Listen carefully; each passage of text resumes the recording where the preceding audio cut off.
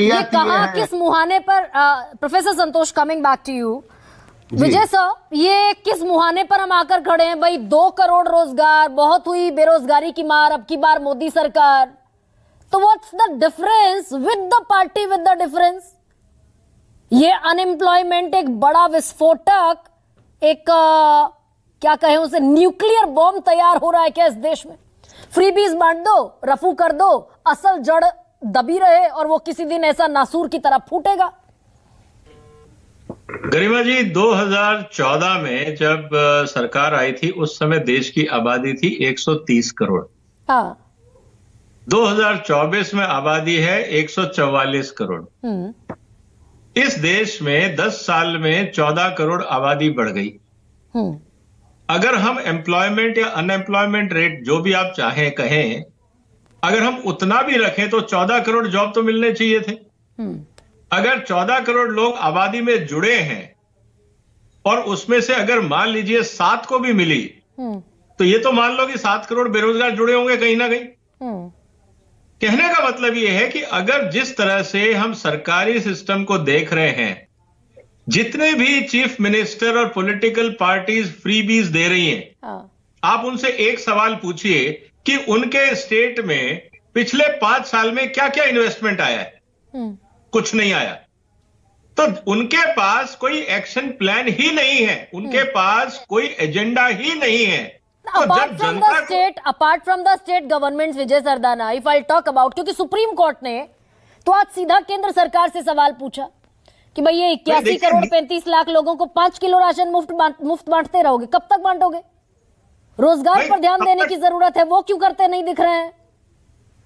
देखिए, प्रायोरिटी क्या है आज? प्रायोरिटी ये है कि हमें चुनाव जीतना है।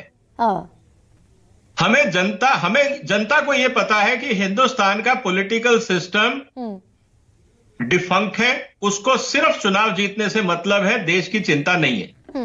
तो जनता अब ये उम्मीद करती है कि यार जो मिल रहा है वो ले लो, क्योंकि जब ये कुछ करेंगे ही नहीं सत्ता में आके, तो जो बांट रहे ले लो, नहीं तो ये खुद ही खा और लगा रहे हैं विजय सरदाना कि यूपीए हो या एनडीए हो, उसके प्रति जनता अब ये बनाकर कंसेंसस बैठ गई है कि ये कम से कम रोजगार के स्तर पर तो कुछ नहीं होने वाला इस देश में। इस पर स्टंप लगा रहे हैं विजय सरदाना। गरिमा जी, मैं आपको बहुत सिंपल सा आंसर देता हूं। आपने मेक इन इंडिया शुरू किया, आपने ये कहीं टारगेट लिखा कि हम पहले साल, दूसरे साल, तीसरे साल कितना इन्वेस्टमेंट लाएंगे? पहली बात। दूसरी बात, आपने कहीं ये लिखा कि आपके यहां कैपेसिटी यूटिलाइजेशन कितना होगा इस देश में, किस फैक्ट्रियों का? वो आपका कोई एजेंडा नहीं। क्या आपने कहा कि हिंदुस्तान में हम करप्शन कम करेंगे? मुझे आप ऐसे 10 कानून गिनवा दीजिए 10 साल में जिसके कारण हिंदुस्तान में करप्शन कम हुई हो। जो कानून आपने बदले हैं उनसे ग्राउंड लेवल पे करप्शन वहीं का वहीं इनफैक्ट बढ़ गया है। आज की तारीख में रिश्वत के रेट बढ़ गए हैं, घटे नहीं है, क्योंकि जो इंस्पेक्टर है वो ये डरा के ज्यादा पैसे लेता है कि यार सरकार बहुत सख्त हो गई है, मेरी नौकरी का सवाल है, तो पहले जहां मैं 10 रुपए लेता था मैं 50 लूंगा। तो आप इस बात को समझिए। अब रही बात एग्रीकल्चर की, पिछले 10 साल में आप ईमानदारी से बता दीजिए कि किस क्षेत्र में एग्रीकल्चर की प्रोडक्टिविटी बढ़ी है? उसका आंकड़ा एक ही है। 10 साल में हमने कितने बीज रिलीज किए हैं हिंदुस्तान में, जिसको आप ये कह सकते हो कि इनकी प्रोडक्टिविटी वर्ल्ड क्लास है? या थोड़ा डेविएट हो गए विजय सरदाना, हम खेती पर जाएंगे बाद में। ये प्रोफेसर संतोष मेहरोत्रा ने बता दिया कि एसबीआई ने जो डेटा रखा कि भाई इतने करोड़ रोजगार एनडीए सरकार में एक्स्ट्रा मिले, ये वो लोग हैं जो माइग्रेट हो गए खेती में वापस अपने पुश्तैनी कारोबार में। विजय सरदाना सर, ये बताइए ना, ये जो सरकारी नौकरियां हैं जो भरी जा सकती हैं, इन पर भी अगर कोई इनिशिएटिव लेती सरकार नहीं दिखती, कारण क्या है? आप सवाल इतना करते हो कि उसके बाद जवाब का मौका नहीं देते हो। सरकारी नौकरी क्यों नहीं भरी जा सकती Vijay Sardana? Please answer that. ये मेरी अपनी पर्सनल क्वेरी है। 42 मिनट में 35 मिनट आप बोलोगे तो कैसे काम चलेगा? नहीं सर, ठीक है, कोई बात नहीं। ये मेरी पर्सनल क्वेरी है, मैं जो आपके सामने रख रही हूँ। मैं आपके सामने बहुत सीधा सा सवाल रख रहा हूँ। अगर एसबीआई की रिपोर्ट ये कहती है मोदी सरकार ने काम नहीं किया, उसके एमडी का क्या हाल होगा? सोचो आप जरा। यार आप बात किससे कर रहे हो? किस कंपनी में आप अपने एमडी के खिलाफ स्टेटमेंट दे सकते हो, मुझे बता दो आप।